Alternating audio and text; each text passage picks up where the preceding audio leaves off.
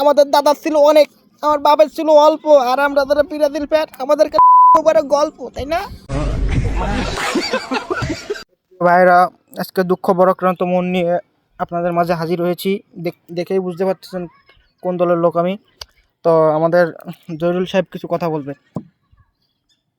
ভাই, সেই মরক্কোর সাথে ড্রয়ার পরে তো আমরা তো গুহার ভিতর ছিলাম, গুহায় ঢুকে গেলাম। এখন আজকে আবার বেরোইছি, বহু কিছু কইছি বহু মানুষিরে। এখন যদি কালকে আইরে যাই, তা মনে করেন যে আর্জেন্টিনার এই আবাল ফ্যানকে জন্য রাস্তাঘাটে বাড়ানো হবে না নে। আল্লাহ আল্লাহ, কালকে কালকে জিতে দিও। খুব টেনশনে আছি ভাই। এক বলে হলেও যেন জিততে পারি, নাহলে তো আর মান সম্মান থাকবে না, রাস্তায় বাড়ানোর মতন আর মুখ থাকবে না নে।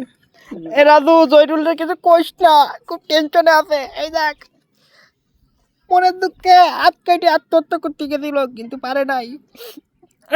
সব কথা শেষ কথা হইলো, আমরা ব্রাজিল ফ্যান, আমাদের দাদা ছিল অনেক, আমার বাবার ছিল অল্প, আর আমরা যারা ব্রাজিল ফ্যান আমাদেরকে গল্প, তাই না?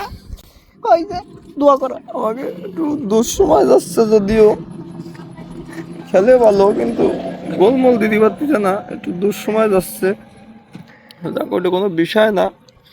তবে কোনো কায়দায় যদি এই রাউন্ডটা একটু ফার হতে পারতাম, তার মানে বাঁচতাম না। কমানে প্রথম রাউন্ডেই ব্রাজিল, কি কব ভাই, দুঃখের কথা। কালকে তো যাই রে যাই, আর্জেন্টিনা সাপোর্টারকে শোধনে মাঠে থাকা যাবে না, মাঠে কেন খাটে তো বাইরেও থাকা যাইব না, বুঝছেন?